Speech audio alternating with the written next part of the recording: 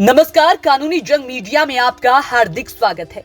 आइए आज हम आपको बताते हैं एक ऐसे वरिष्ठ समाज सेवी के बारे में जिनका नाम है फैजल अशरफ, जो कि उत्तर प्रदेश के जिला मेरठ वार्ड नंबर 76 के श्यामनगर रोड पर रहते हैं और जो उम्र खेलने खाने और पढ़ाई की होती है, यानी 16 वर्ष से जनता की सेवा कर रहे हैं।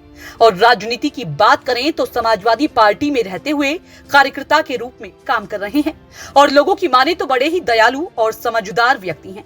उन्होंने हमारे संवाददाता एनके चौधरी को इंटरव्यू के दौरान बताया कि मैं 16 वर्ष से जनता की सेवा और समाजवादी पार्टी के लिए कार्य कर रहा हूं और आज मेरी उम्र 22 वर्ष है और वह एक राजनीतिक घराने से हैं। उन्होंने यह भी बताया कि मेरी माताजी वार्ड नंबर 76 से पार्षद की भावी उम्मीदवार हैं। अगर पार्टी ने हमें मौका दिया तो हम वार्ड नंबर 76 की सीट निकाल कर रहेंगे। हमारे संवाददाता एनके चौधरी के पूछने पर फैजल अशरफ ने बताया कि अभी हम पार्षद के चुनाव लड़ने की तैयारी कर रहे हैं, जिसमें मेरी माताजी प्रत्याशी होंगी। इसके बाद भविष्य में कोई बड़ा चुनाव लड़ने की भी हमारी संभावना है। आइए सुनते हैं हमारे संवाददाता एनके चौधरी और वरिष्ठ समाज सेवी फैजल अशरफ के बीच की बातचीत। देखिएगा ये पूरी रिपोर्ट। नेताजी, आपका नाम पूरा नाम बताइए अपना। जी, मैं मोहम्मद फैसल अशरफ। मोहम्मद फैसल अशरफ, वार्ड नंबर मेरठ के वार्ड नंबर 76 से हैं आप? जी, वार्ड नंबर 76 पश्चिम श्यामनगर का निवासी हूँ, यही 20 फुटा संता। तो आप जो निकाय चुनाव है इसको लेकर क्या तैयारी है, क्योंकि आप प्रत्याशी के रूप में तैयारी कर रहे हैं? देखिए, ये ओबीसी महिला है वार्ड नंबर 76 पश्चिम श्यामनगर, तो इसलिए चेहरा बेशक हमारा है, लेकिन प्रत्याशी के रूप में आपको हमारी वालिदा शाहना परवीन जी दिखाई देंगी। और ऊपर वाले ने चाहा अधिक से अधिक कार्य वही जिस तरीके से हम कराते आए हैं।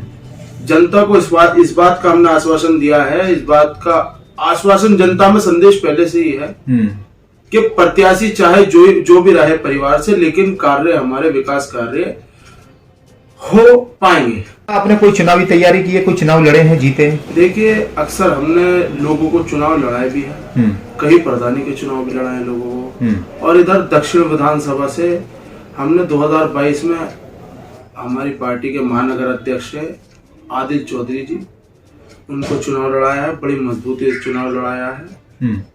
और अधिक से अधिक हमने पार्षदों को चुनाव लड़ाया है। तो वैसे ही हम उसी परिस्थिति के अनुसार तैयारी करते हैं, उसी का ही थोड़ा सा हमें अनुभव है, उसी अनुसार हम आगे चुनाव की तैयारी कर रहे हैं। तो सपा से बिलोंग करते हैं?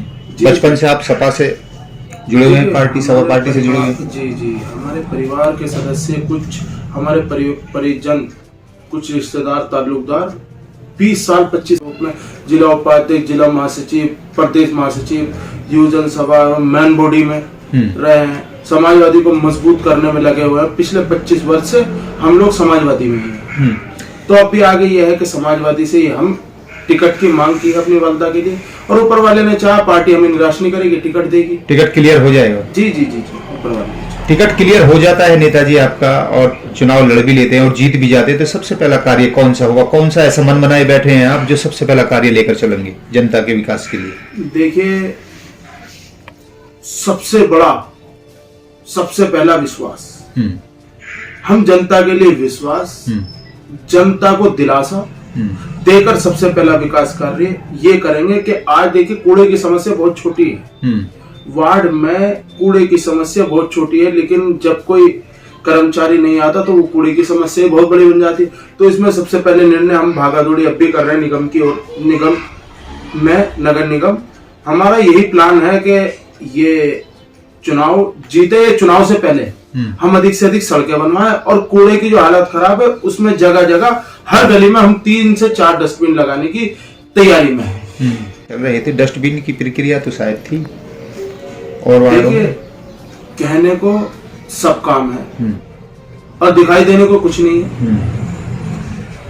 तो कितनी उम्र है अभी आपके नेताजी? देखिए, उम्र की अगर बात करें, अनुमान आप भी ज्यादा लगाएंगे, लेकिन 21 वर्ष हमारी उम्र है। कितने समय से आप जनता की सेवा में लगे हुए हैं? कितने साल के थे उस समय? देखिए, हम लगभग 16 वर्ष की उम्र से जनता की सेवा में लगे हुए हैं। जनता के लिए समाज सेवी के रूप में काम करते हैं और हमारा यही विचारधारा रहती है कि किसी ना किसी तरीके से जनता की समस्याओं का निस्तारण हो। आपने जनता की सेवा करने के लिए राजनीति ही क्यों चुनी? क्योंकि या तो पहले कोई आपकी फैमिली में, परिवार में बैकग्राउंड राजनीति से ताल्लुक रखते हैं, किसी बड़ी पार्टी से जुड़े हुए हैं, ऐसा कुछ है? देखिए, हमारे परिवार में अगर हम अपने खानदान की बात करें तो कोई राजनेता नहीं है।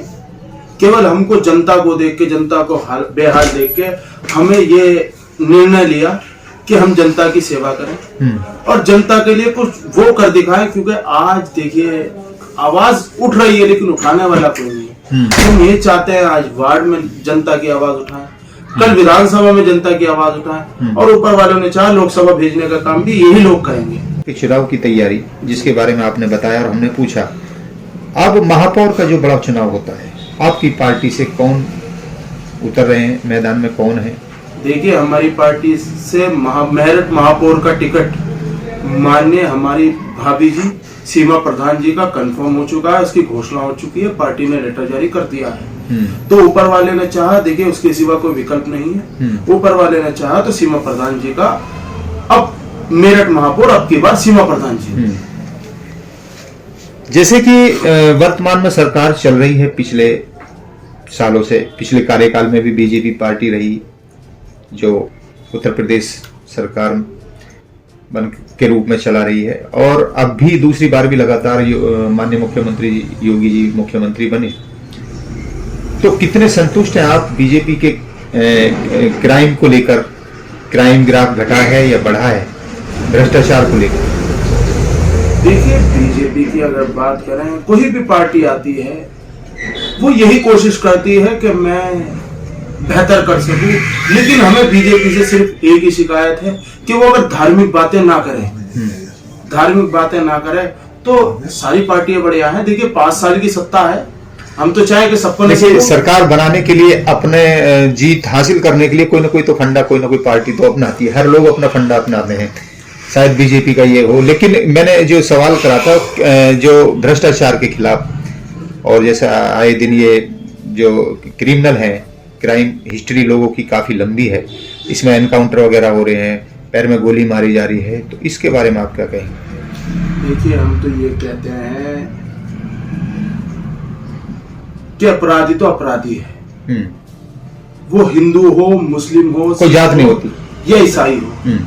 अपराधी के विरुद्ध हम एक शब्द नहीं कहेंगे, अपराधी के लिए हम एक शब्द नहीं कहेंगे। बाकी अगर बेगुनाह को अगर कुछ गलत हो उसके साथ तो उस पर हमारा मन दुखेगा और उससे हम शिकायत करेंगे, उसके लिए अपील करेंगे। एक इंटरव्यू हुआ था आपके रमजान से पहले, और अभी रमजान चल रहे हैं और शायद एक हफ्ते के बाद में ईद है, एक हफ्ता रमजानों को रह गया, इसके बारे में क्या कहेंगे? कुछ संदेश देना चाहेंगे रमजानों के बारे में? देखिए, रमजानों में संदेश, हमारा सबसे बड़ा संदेश ये है, पिछले 2 वर्ष पहले कुछ लोगों ने अफवाह उड़ाई थी कि ईद की नमाज फैज-ए-आम में होगी या इधर आधर लोगों ने कराई थी। हम उनको यही संदेश देना चाहते हैं, शहर काजी जी का भी हमें यही संदेश है कि नमाज जिस तरीके से होती आई है उसी तरीके से नमाज, कोई भी अपनी राजनीति ना चमकाए। 15 मिनट 10 मिनट की नमाज होती है, अपना शांतिपूर्वक तरीके से वही ईदगाह में आप लोग नमाज संपूर्ण करें, नमाज पढ़ें। और मेरी लोगों से यही अपील है कि ज्यादा से ज्यादा लोग ईदगाह पहुंचे और ईदगाह पहुंचकर बेहतर तरीके से नमाज पढ़ें, बिल्कुल संतुष्ट होकर। और मेरा उन लोगों को भी यही संदेश है जो लोग अपनी राजनीति दिखाते हैं, जो लोग अपनी राजनीति चमकाने के लिए इधर आधर नमाज कराते हैं या अपने घर गैराज में नमाज कराते हैं, मेरा उन्हें यही संदेश है कि वो खुद ईदगाह पहुंचे, अपनी राजनीति ना दिखाएं, क्योंकि ये एक धार्मिक मामला है, इसे राजनीति में नहीं लाना चाहिए।